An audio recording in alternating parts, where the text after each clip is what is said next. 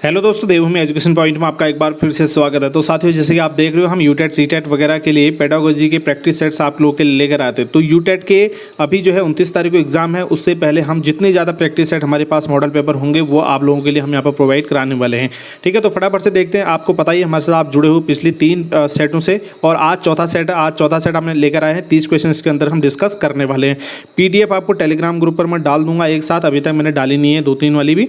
आज शाम को मैं सारे 4 के 4 PDF डाल दूंगा, और इनको आप शेयर भी कर सकते हैं बाकी लोगों तक भी। ठीक है, चलिए देखिए, पहला क्वेश्चन है इसमें, निम्न में से कौन सी परिस्थिति सृजनात्मकता को बढ़ाने में सहायक होगी। देखिए, सृजनात्मकता को बढ़ाने में क्या होगा, जब कोई भी व्यक्ति अगर किसी काम को खुद करता है ना, खुद उसमें क्रिएटिविटी दिखाता है, कुछ नए नए आइडियाज़ लेकर आता है, कुछ नई चीज़ें उनको खुद बनाने की, खुद करने की कोशिश करता है, तोड़ता है, मरोड़ता है, बनाता है, तो उससे क्या होता है, वो सीखेगा, उसकी क्रिएटिविटी ज़्यादा बढ़ेगी। ठीक है ना। तो इसका मतलब यह है कि जब बच्चे को खुद करके सीखने के अवसर अधिक से अधिक दिए जाएंगे, तो ऐसी स्थिति में क्या होगी, उसकी क्रिएटिविटी बढ़ेगी। चलिए आगे बढ़ते हैं। अगला क्वेश्चन है, प्रवाहपूर्णता, व्याख्या, मौलिकता और लचीलापन डॉट डॉट के साथ संबंधित तत्व हैं।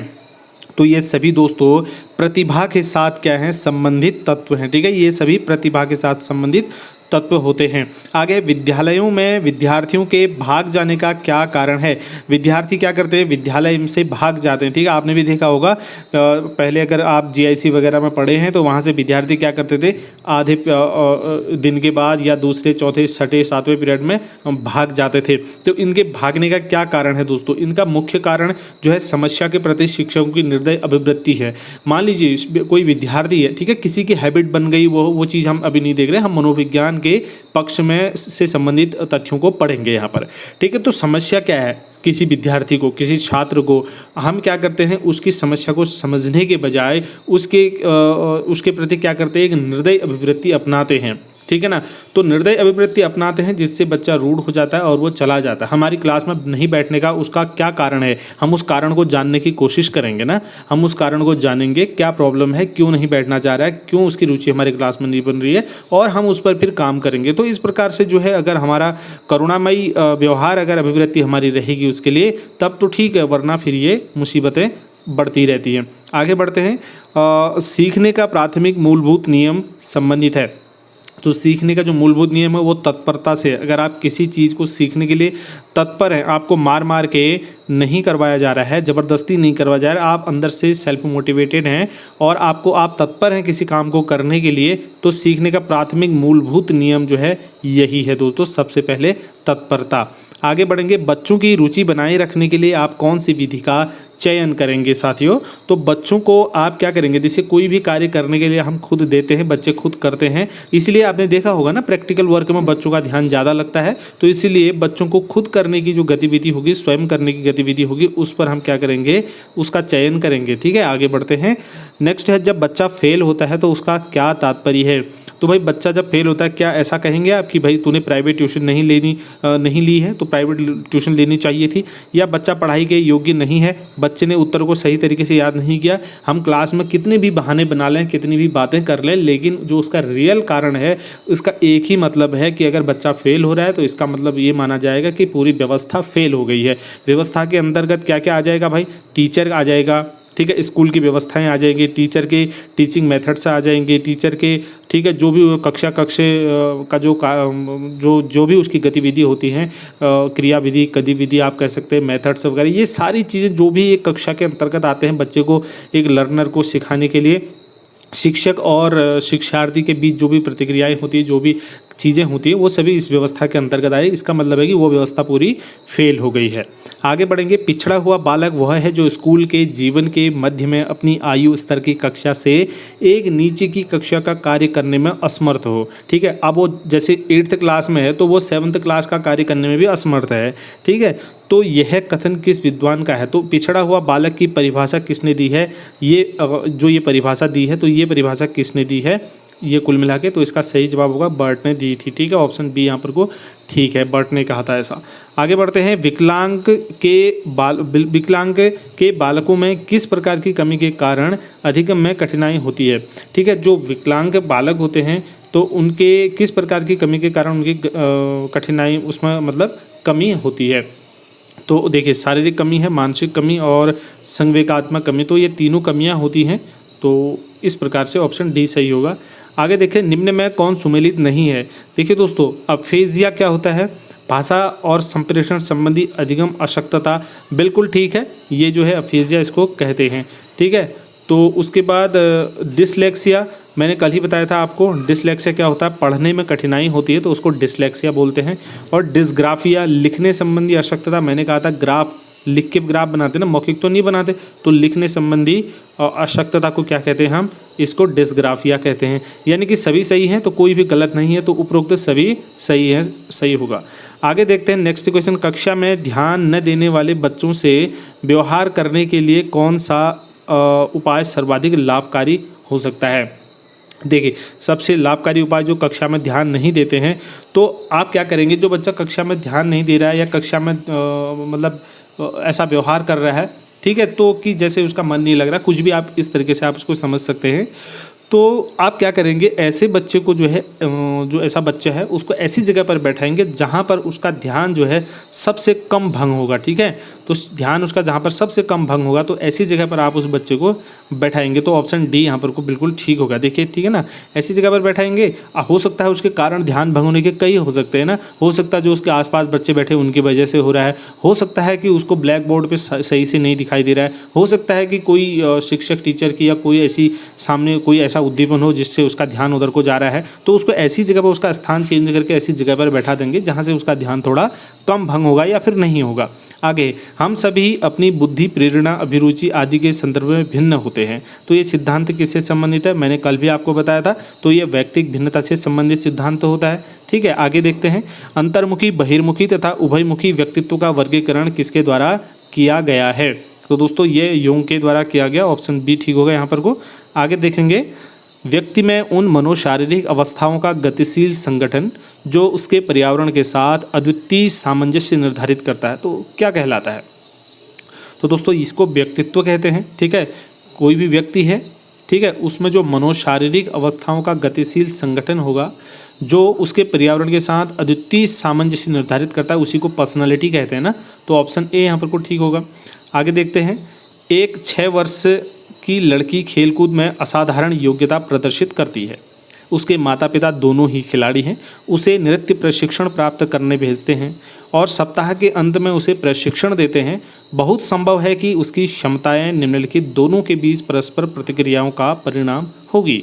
तो दोस्तों यहाँ पर जाहिर सी बात है, 6 वर्ष की लड़की है और असाधारण योग्यता प्रदर्शित करती है, उसके माता पिता दोनों क्या हैं? खिलाड़ी हैं और उसे नृत्य प्रशिक्षण प्राप्त करने के लिए भेज रहे हैं। अब देखिए, उसको पहली बात तो यह है कि उसको अपने माता पिता से भी गुण मिल रहे हैं।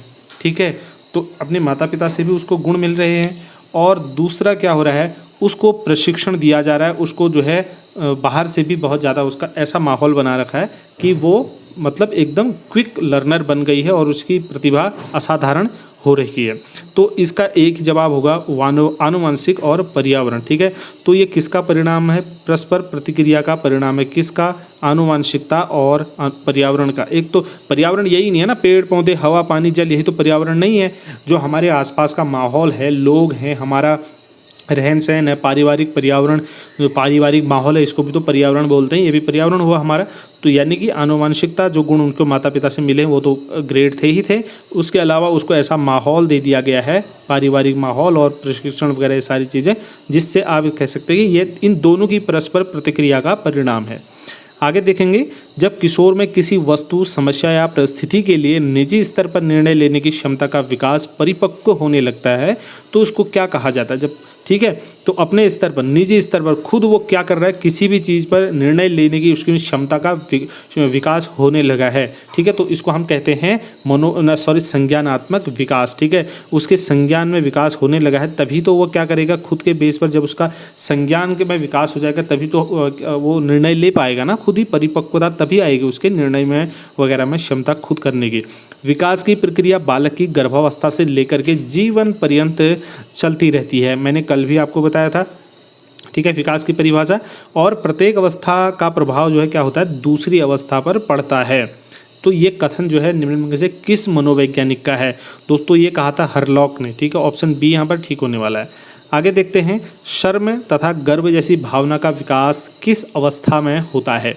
ठीक है, तो होता है ये बाल्य अवस्था में। ठीक है, बाल्य अवस्था में शर्म और गर्व जैसा विकास। देखिए, आप बाल्य अवस्था का जो बालक होगा आप उसको ध्यान रखेंगे, ध्यान में लाइए तो आपको समझ में आएगा। निचली कक्षाओं में शिक्षण की खेल पद्धति मूल रूप से आधारित है। ठीक है, तो ये विकास और वृद्धि के मनोवैज्ञानिक सिद्धांतों पर आधारित है। ठीक है, ऑप्शन सी यहाँ पर ठीक होने वाला है।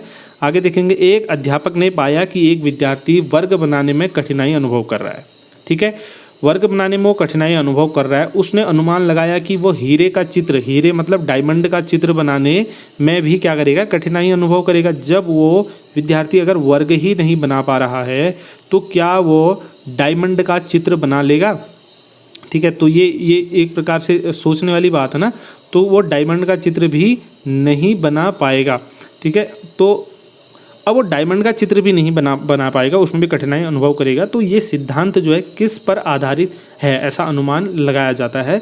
तो विकास एक व्यवस्थित क्रम में होने की प्रवृत्ति है। भाई देखो, जब वो सबसे पहले अगर रेखा खींचना सीखेगा तभी वो क्या करेगा, एक समकोण बनाना सीखेगा। समकोण बनाना सीखेगा इस प्रकार से, फिर वो वर्ग बनाना सीखेगा, फिर वो आयत बनाना, वर्ग बनाना और त्रिभुज बनाना, ये सारी चीज़ें सीखेगा।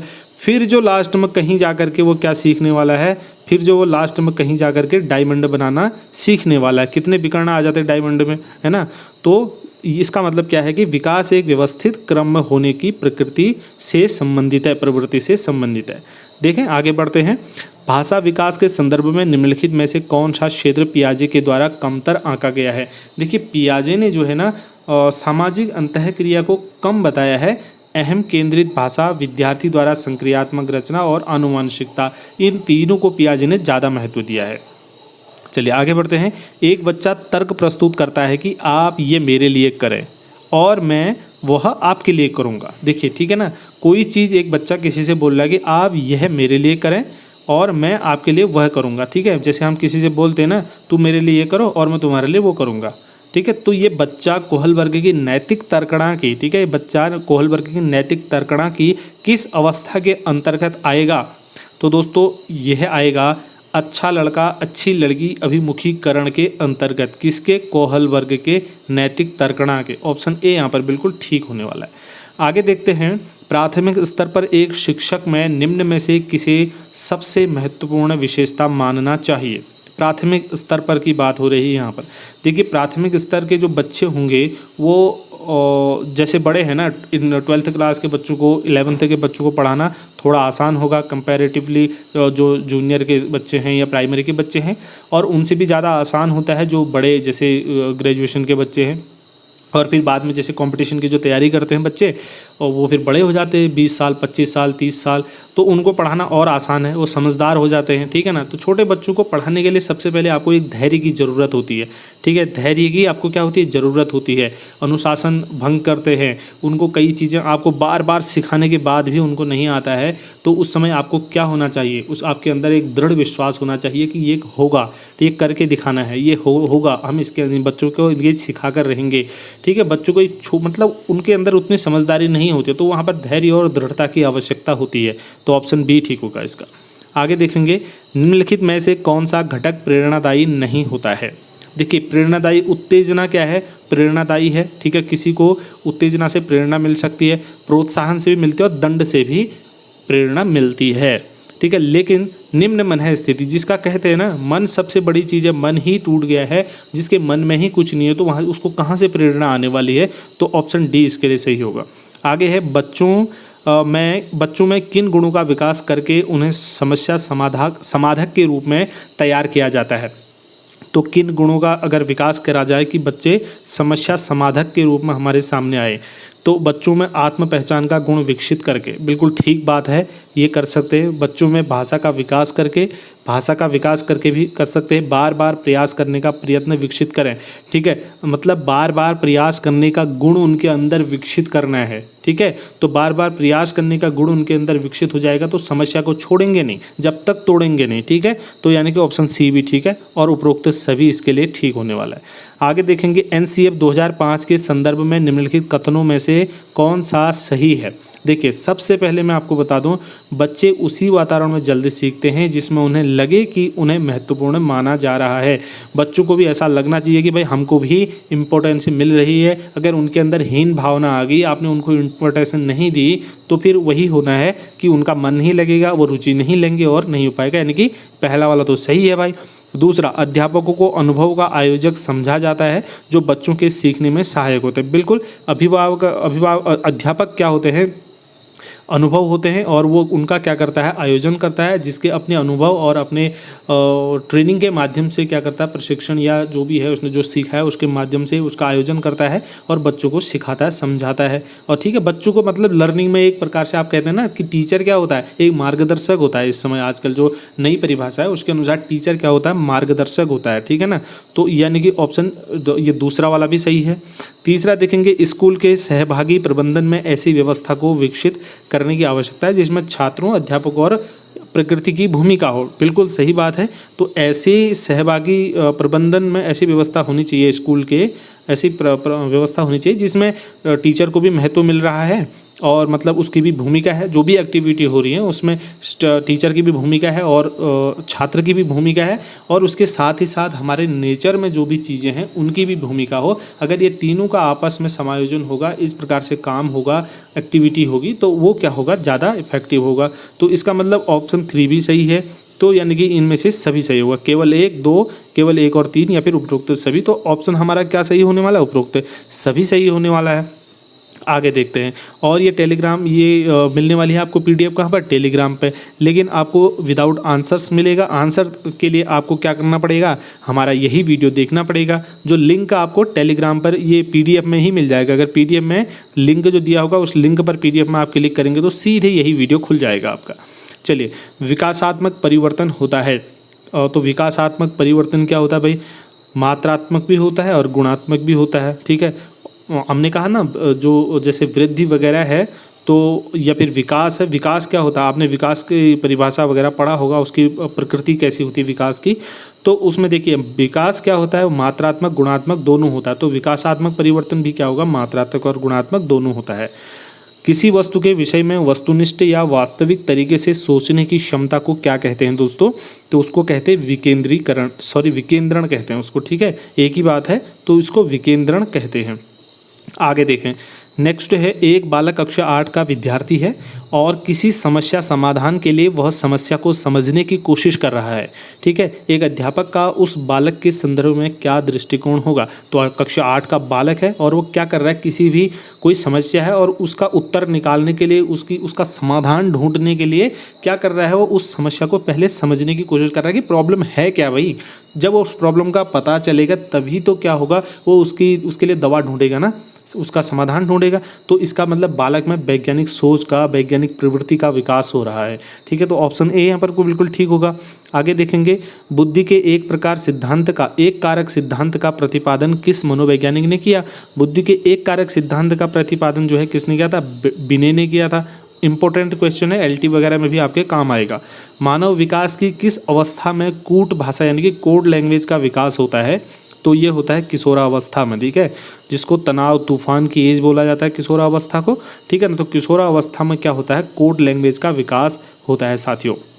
चलिए, ये 30 क्वेश्चन थे आज के सेट के हमारे। अब बारी है जो कल मैंने आपसे प्रश्न पूछा था उस सेट का आंसर देने का। ठीक है, तो पिछले हमने सेट 3 में ये प्रश्न आपसे पूछा था, तो ये प्रश्न का उत्तर क्या होने वाला है, शैशवावस्था में संवेग कैसा होता है, अस्थिर होता है और अस्पष्ट होता है। ऑप्शन बी इसका बिल्कुल ठीक आंसर है। और आज के सेट का आपको आंसर देना होगा दोस्तों। ये प्रश्न है, निम्नलिखित में से कौन सा दृश्य सहायक सामग्री है। दृश्य आपने सुना होगा, दृश्य सामग्री, दृश्य श्रव्य सामग्री और श्रव्य सामग्री, 3 टीचिंग एड से होते हैं। तो आप देख सकते हैं यहाँ पर, तो दृश्य सहायक सामग्री इनमें से कौन है। जल्दी से आप क्या करेंगे भाई, कमेंट करेंगे। ठीक है, कमेंट करेंगे, दृश्य सामग्री लिखेंगे और आगे से जो है विजुअल एड से लिखेंगे और आगे से डैश करके ऑप्शन लिखेंगे। ठीक है, तो ज़रूर पार्टिसिपेट कीजिए, कमेंट ज़रूर कीजिए दोस्तों।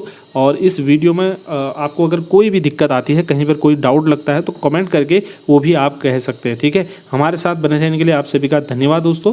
कोई भी पेपर की तैयारी कर रहे हैं तो आप हमसे जुड़ जाइए और हमारे चैनल पर आपको विभिन्न प्रकार की सूचनाएं और एजुकेशनल मटेरियल मिलते रहेंगे। इस वीडियो में इतना ही। धन्यवाद। जय हिंद।